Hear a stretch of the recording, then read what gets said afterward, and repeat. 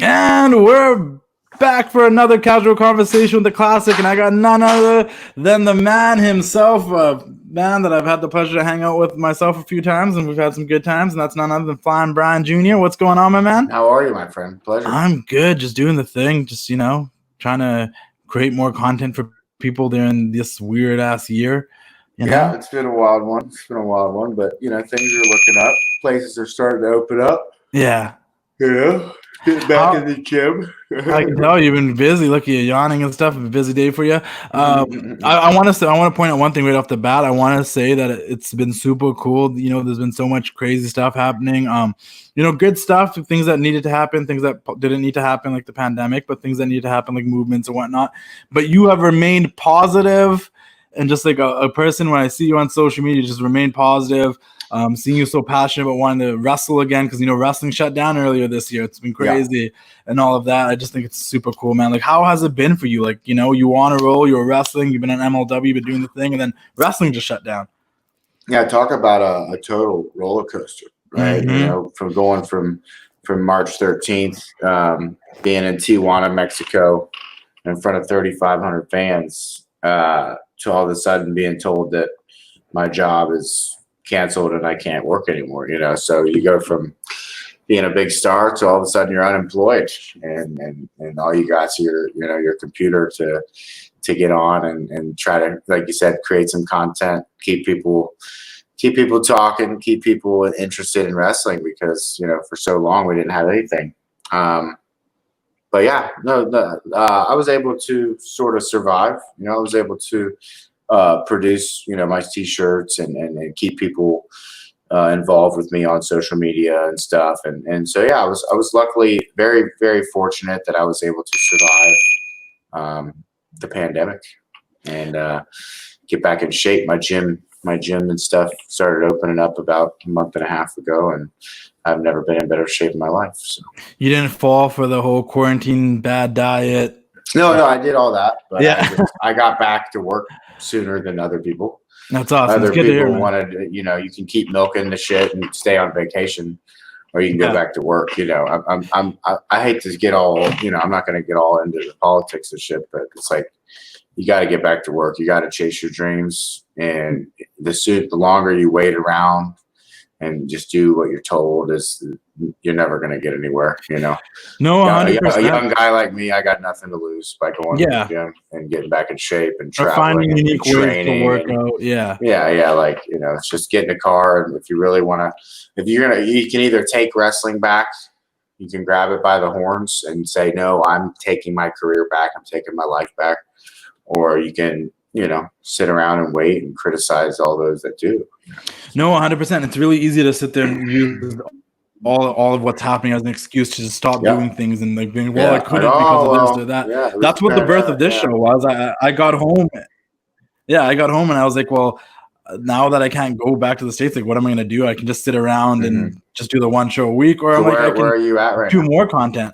I'm in Vancouver. I'm back home in Vancouver. I was just in California in February. The plan was to go back to California, and then the border shut on me. So I like that shirt you got there. I know. Thank you. I thought, for the occasion, I should rock. I need to get one of your shirts, though. This is your dad's shirt. So no, that was Brian Jr. shirt. But no, like what I've noticed from people, like my buddy Chris Van Vliet and stuff, and some people from Canada, is you guys like to come here. You guys love coming to America. You guys love the opportunities that are here and the people that you can meet. That is the case. So like all of my networking and everything I've done is not there. Yeah, it's weird to see the script all of a sudden being flipped. Like all of a sudden America is this terrible place to live. It's this terrible place. It's like, no way, man. Like there's so much opportunity here. There's so many thriving, businesses and stuff and opportunities to start your own business and to do your own brand and things like that might not be present where, in your hometown, if you come from a small town or if you come from a certain type of city, tons of wrestlers from Canada too come down here to chase bookings and to chase 100%. So I love Vancouver. It's not the creative hub. You know what I mean? You're not going to meet the people that move forward here. Yeah. I love coming home. When the pandemic started, right away, I'm like, I'm glad that I'm stuck at home rather than over there. But it's not the creative hub. It's not where I'm going to succeed the most and network the most. And this half the reason that we know each other is because I took effort into showing up at shows, WrestleManias, shaking and all people's hands, stuff, shaking people's instead hands, of being a character online. You know, like you got all these people online that they hide behind a freaking fake profile pic, and it's like, how valuable is your opinion? You know, that you can't even put your face on your profile picture, that you're gonna like spout out all this information and make all these accusations against people in the business or outside of it. Or you could be a person that has a brand that also shows up at conventions, also shakes people's hands, you know, has that accountability, you know. If I talk shit online, you know where to find me and punch me in the face. It's not that hard. I'm not hiding, you know? Yeah. So it's cool. But so have you wrestled now? Like, have you had a wrestling match since the pandemic? Well, I have. I had a match in Tennessee a couple weeks ago. Yeah, with a young guy named Kerry Morton. Yeah, the son of Ricky Morton. I was gonna say, any relation to Ricky Morton? For those that don't know, Tennessee is very much opened up. You know, there's not too many cases there, and you know, people just moved on with their lives. You know, you go all around the world, and you'll find different states, different counties. Everybody's handling this differently. And some places are more population dense than others. And, you know, Tennessee's pretty spread out. You know, it's a pretty country place. So when there's something like wrestling in town, it's like, it's you know, it's not going to be some crazy pandemic to go to a wrestling show. You know, there's going to be this huge outbreak or this huge second wave because 30, 40 people went to a building. You know what I mean? Like, I think it's more about, it's more about following the rules, because like we're opened up here in Canada too. We're open up here in BC. People are shopping, people are at restaurants, but they're sticking to the social distancing. Some people are wearing masks, some people aren't, but everyone's understands what's going on. Our cases aren't that bad. Yeah, I'm not going to yell at you if you don't wear one. I'm not going to consider you weird if you do wear one. You know, to me, it's read the room. You know, read the room. How dense is this area? You know, or what are your odds of getting sick on any given day? Like going through the airport, it's like for sure. Like I'm not. Yeah, there's certain places for sure. I'm not dealing with all this. Well, I would get sick going through the airport even before all this shit. Fuck all that, you know. But like if I'm in a place where I'm comfortable and it's like I'm gonna live my life, you know. It's like you can't even eat a meal, you know. You can't like sit down and drink and have a good time. Like then fucking what's the point, you know? What's the point of it, you know? I feel you. Let's talk about the elephant in the room before I get into the basic questions I usually ask. You were on AEW yesterday. Oh yeah, you talked about that too. Yeah. You appeared in the crowd. Most recent match. I had a match, but yeah. So are you gonna appear on Dark? Is that that'll be on AEW Dark. So when this drops on Tuesday, this upcoming Tuesday, that will be the day you'll be on Dark. Yes, so if you're listening to this, and you should be listening to this, if you're a fan of the Wrestling Classic, who has a very, very stout following. Thank you. Yes, it would be my ultimate goal to break the record on the amount of views on YouTube for AEW Dark. And while that is a very tough task, let's see how many people we can get to tune into Dark. It is my debut. It is my AEW debut. And Dark is very much just as much of a part of the show as Dynamite. It is literally more than half the matches are wrestled on Dark in like a given taping and a given night. So I feel like a lot of that attention should go towards these athletes and towards these people that are working really hard for Dark. So it's very easily accessible. It's on YouTube. You know, you don't need cable to watch it. It's on YouTube. And tune in Tuesday. It is me versus Sean Spears. Oh, there you go. Very honorable opponent. I'm looking forward for a little. I don't know if he's there, but if he was, if there's an interaction with you and Tali, that would be interesting too. I think you guys will be surprised with what happens. You know, pretty interesting stuff. Yeah. All right. You guys got to tune in Dark, and I'm a big advocate for that too, guys. I say when it comes to AEW, yes, you can watch Dynamite, and I do think Dynamite is the show where they should have wrestling plus also promos and stuff, so it makes sense. But you need to watch everything else. You need to watch Being the Elite. You need to watch the Road 2s. You need to watch Dark if you really want to know the characters and what's going on. And if you're one of those people that just watches Dynamite, and you're like, why wasn't this person on the show or that person? 90% of the time, they're on Dark whooping some ass. And that's if you just love good wrestling, you just want to tune in and watch a lot of good wrestling and matches. That's what Dark's for, man. If you're trust me, I'm more the storyline character type of fan, but if you are the wrestling fan that loves the wrestling, and you're like, oh, there was way too many promos on Dynamite this week or some shit, watch Dark and you'll get your good. Yeah, the whole show, like there's basically, it's all one big show. Yeah. It all happens on the same night, but half the show is on Dark and half of it's on Dynamite. 100%. And if you're a big fan, you're missing out. You're missing you out. are missing out. Watching Dynamite. I started watching again the past 4 or 5 weeks, and I was like, "There's so many." By not watching Dark, yeah. Yeah, like Santana and Ortiz had a match. I'm like, man, we don't get to see them wrestle all the time on Dynamite, but they're having bangers on Dark. Like, you guys need to tune in. And if you're a big Flying Brian fan, tune in, because if you guys tune in and all people are talking about Flying Brian on Dark, Flying Brian's gonna show up on Dynamite sooner than you guys know, and you guys can watch him all the time. But that's dope, man. So are you still with MLW? Is that okay for me to ask? Is that still a thing? I don't really care to go into too much detail on MLW. All I can say is that while they're still getting their coins together and their cards, they're still crossing their I's and dotting their T's.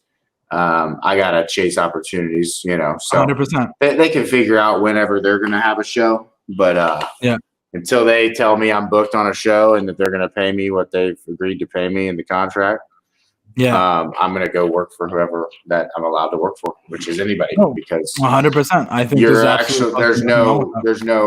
no shows, there's no contract, so. I still find hopefully they're very understanding of that, and I want everybody to know that I loved my time at MLW, and I had some of my greatest matches, some of my greatest moments there. But I've got too much energy. I've bided my time too long to sit at home anymore, and it would be very foolish of me to continue to not chase opportunities elsewhere when the place that where I was working for, MLW, is not putting on shows, which is understandable with the COVID-19 pandemic. But when you have companies like Impact and WWE and AEW having empty arena shows, finding a way to make it work, finding a way to create livelihood for their employees and to keep everybody on payroll and keep everybody fed.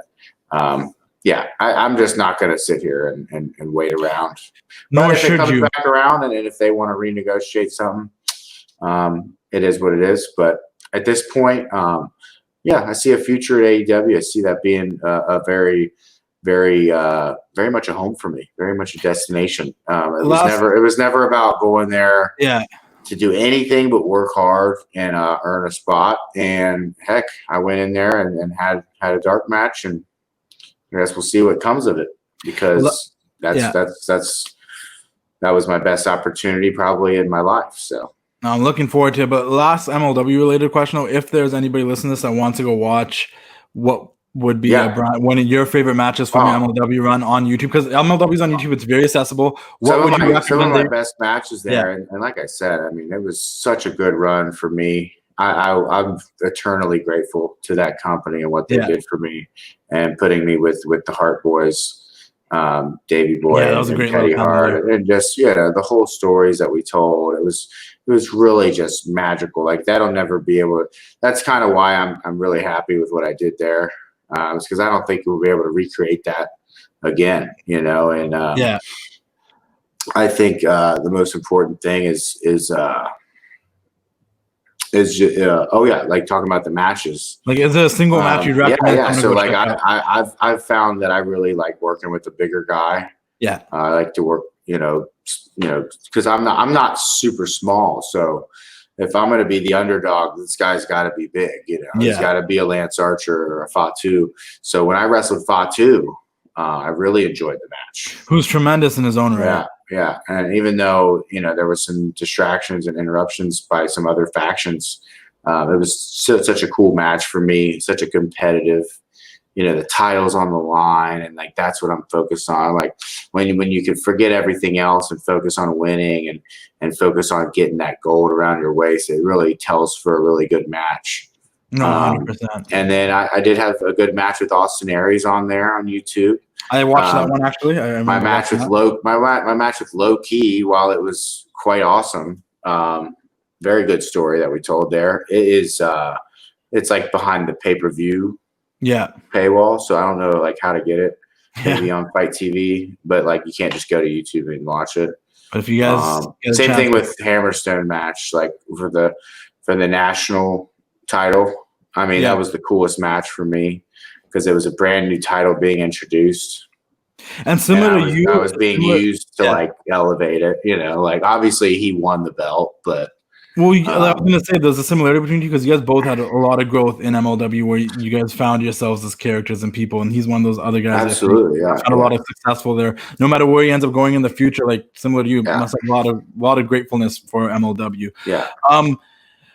Moving forward, like how has it been? Because I can't ask this question to everybody. There's only so many people you can ask, but how has it been? You know, you're the son of Brian Pillman. How has it been? What are the pros and cons of being the son of Brian Pillman? Like, how has it been trying to break out of that shadow and building your own name?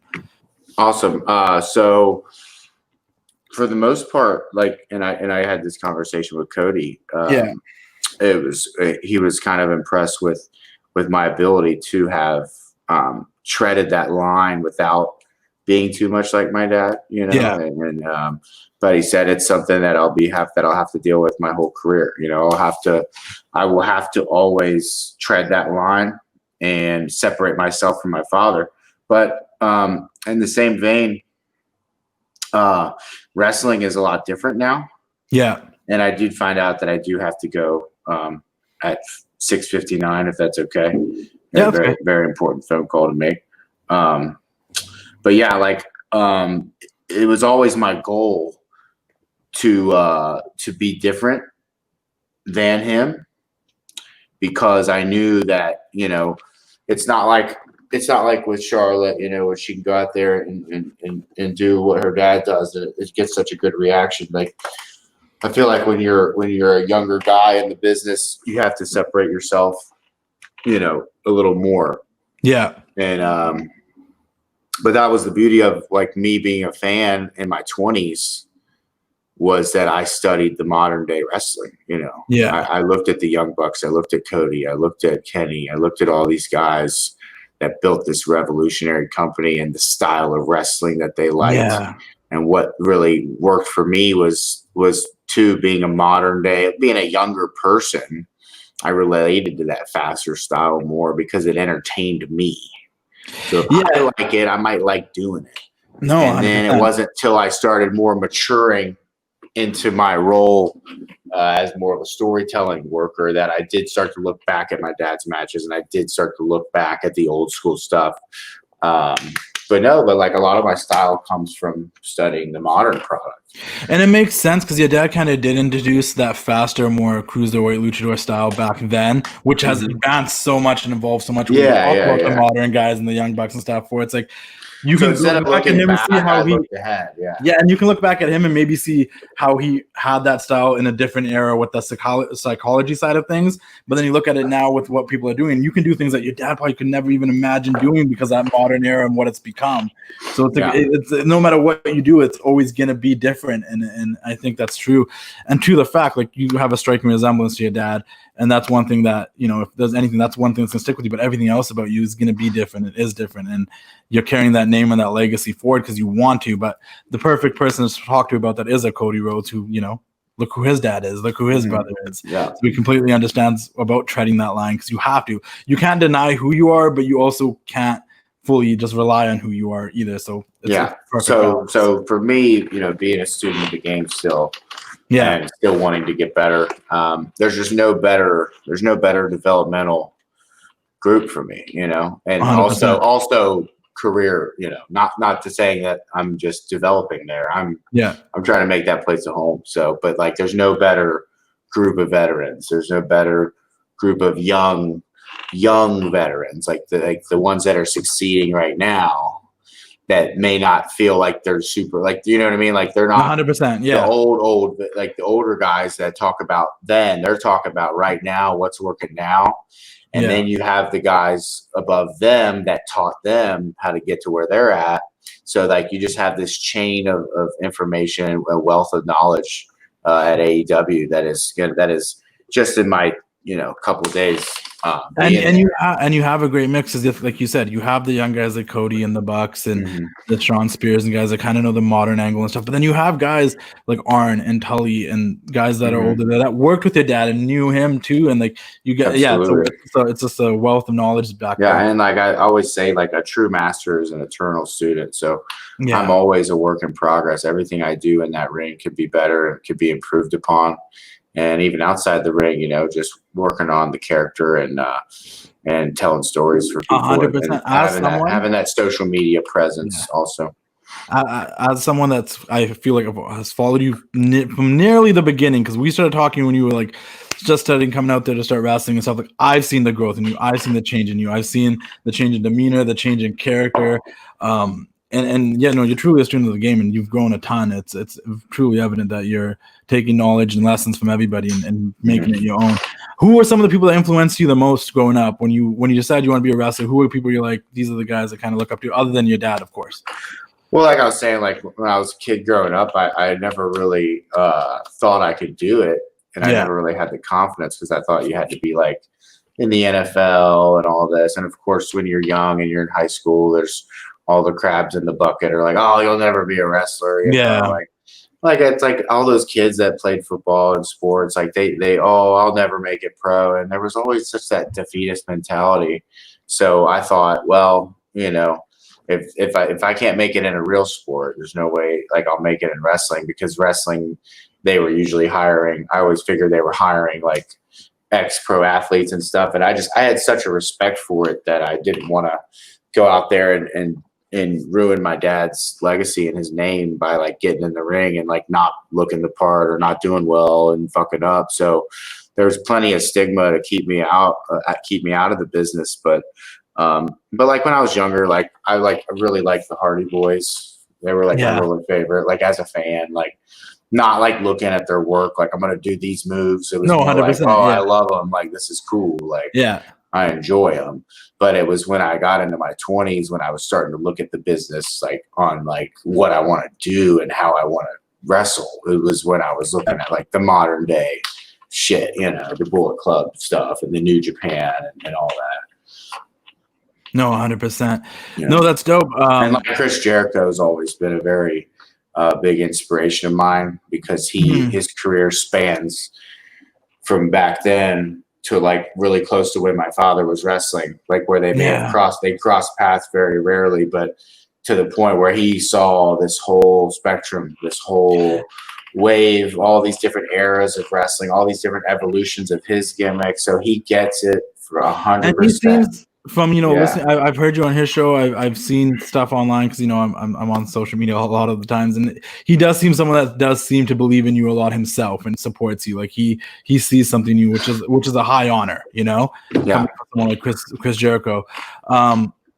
We don't have a lot of time to talk about everything, but I just want to break some of the fear barriers. A lot of people that listen to this are people that are either fans that want to get into the business, or they are in the business or early in the training stages and stuff like that. Mm-hmm. So I always like to ask, like, what was it that made you actually want to take that leap of faith and be like, you know what, I'm going to pursue wrestling? And I know you've told this story a million times, but for the people that are listening for the first time, what is that really mean? It's kind of crazy because, like I've said on a couple other podcasts, like, I remember when I was 13 years old, I was sleeping on my friend Paul's floor in his room. He had a bed, but I didn't want to live at home with my mom and the situation that was going on. So I moved out at the age of 13 and lived with him and his mom, and I just slept on his floor.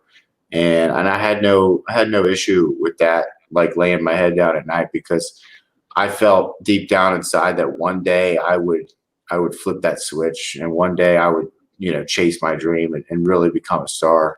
And become a pro wrestler. So like I always rested well at night, knowing that if I go to school and if I just get these grades done, and if I just keep playing football and go to college, if I can do the succeeding, if I could succeed at being normal, Not so much like, oh, I need to have a backup plan. Like, fuck a backup plan. A backup plan is for losers. I'm sorry. No, because if you have a backup plan, it kind of detours you from what you want to do. Why not just waste your life doing what you love? Even if you fail, at least you failed doing what you love. Trust me, you fail, you'll find failure is part of it. Honestly, I don't know. Like, I've never met somebody that really, really works hard at what they do and fails. Yeah. Like, there's only one recipe for success, and it's just hard work. Yeah, because people that go for the backup plan usually settle for the backup plan, and then they're not happy with the backup plan. They're like, oh, I wish I did more. Yeah, so it was less of a backup plan and more to just challenge myself to see if I could finish college or to see if I could do all these other things. Yeah. Because I kept pushing wrestling away. I was like, no. Like, I was like, I better just go to college first and do all this other stuff. But then I was like, you know what? It just keeps drawing me in. It keeps drawing me in. And it's funny. I think what really did it for me was this is kind of a wacky story, but I had my own house with two of my best friends from high school. Yeah. So we all split the rent, but they bought the house. So it was a nice big spot. I had my own room and everything. I'm paying rent there. I had a very good paying job at a Fortune 50 company, a corporate job doing database analytics work, which, of course, being a little bit of a nerd at the time, I enjoyed it. Yeah. And I just remember being like, all right, I got everything. I got the money. I got a car. I'm dressing nice, and I'd be going out to the bars and meeting girls. And I remember I took some girl out on a date. I was like, yeah. Like, I'll pick you up. We'll go out. We'll have some drinks or something. So we go out to some bar, and, I'm like, oh, yeah, you want something to drink? I get her a drink, and we're chatting it up. And then, before the end, by the end of the night, she had just, disappeared. Yeah. And, went off with some other guy. And I'm like, am I just so uninteresting that I can't even get somebody to just, hang out with me for the evening and just enjoy a nice drink and a night out where, it's such a competition to go out there and to play the game. I was like, you know what? I feel like there's something more to life than just going to the bar and talking to people. I'm like, what? Yeah. I'm like, there's something bigger out there for me. Working Monday to Friday and then going to the bar on the weekend. I was super heartbroken about it, but it was kind of just a realization moment. Do I want to be the guy that's chasing after, random girls at the bar that I don't even know, they're just complete strangers? Or do I want to be the guy that's going all over the world, traveling town to town, expressing my art, going out there. You just felt like you weren't living to your fullest potential. I wasn't living in my fullest potential. These people should be coming after me. You know what I mean? They should be wanting to hang out with me. I should be the one running away. Every time I think about the gym or think about it, I'm like, I should be in my best shape of my life right now. I'm not being the best. I'm not being my best self. And it's like some people, everybody's different. Some people are fine with settling and being comfortable and being financially. Sure, I'd be a little more financially comfortable if I just played the corporate deal. Yeah. But I enjoy the risk taking. I enjoy the entrepreneurship. Because there is going to be financial heartbreak. You're a wrestler, you're an entrepreneur. Yeah. And you're going to take risks. You're going to spend a bunch of money on gear and may not get that money back for a while. You're going to spend a bunch of money on this, on that, because you're investing in your craft. You might travel and train, or, you might waste a day driving somewhere, but it's like you're doing it, you're taking risks, and you're meeting new people. You're meeting people all over the world, so. Yeah. I think you asked my next question, because I usually ask people, what advice would you give someone that wants to enter this business? But it just seems like you have to really want it, and you have to be ready to take risks, and you have to, Yeah, absolutely.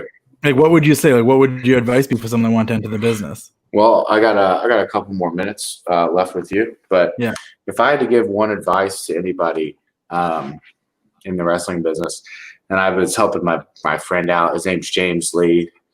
His gimmick is, he goes by the name Icon. But the best advice I can give anybody is you got to be able to go out there and do it, and you got to be able to do it for yourself and on your own. You got to be able to have the means of transportation. You got to have the means to get in a car and go somewhere that makes you uncomfortable. Go to a new town. Go somewhere and train where you haven't trained. Take a booking in a random state you've never been, and just get out there and get on the indies. And it sucks to say right now, because there are no indies right now. very few, but there are some shows going on. But before this whole pandemic, the indies were such a booming time. It was such a great time to be an independent professional wrestler and to be out there learning your craft and to be out there bumping around. So that's all. That's what I would say for somebody getting in the business is don't even look at WWE right away. Don't even look at AEW right away.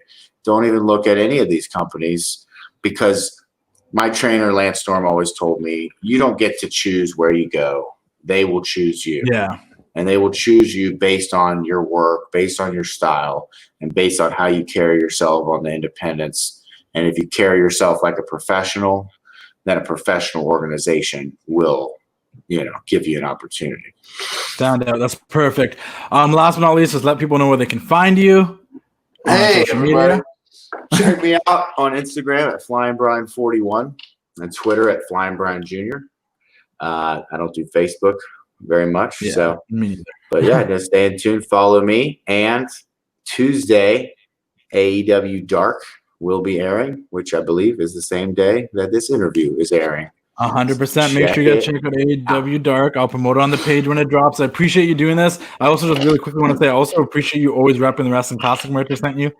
Every time I see you rocking, I'm like, Brian's a man. Fucking love you for that. I got too many shirts now. I got a bunch of T-shirts. That's okay. I'm just glad you did it when you did, and you do when you do. I appreciate it. We'll catch up again down the road. We'll talk for a little bit longer. We'll see how everything goes after. Watch Dark and see what happens, and we'll catch up again down the road. But thank you. I'll let you go. I'll let you do your thing. I really appreciate you doing this with me really quickly. It was a great conversation, and we'll have another one down the road, man. Talk to you all later. Go follow him. Watch Dark. Do the thing. Flying Brian Jr. Get on the bandwagon before it's too late. Oh, yeah. Brian Pillman Jr.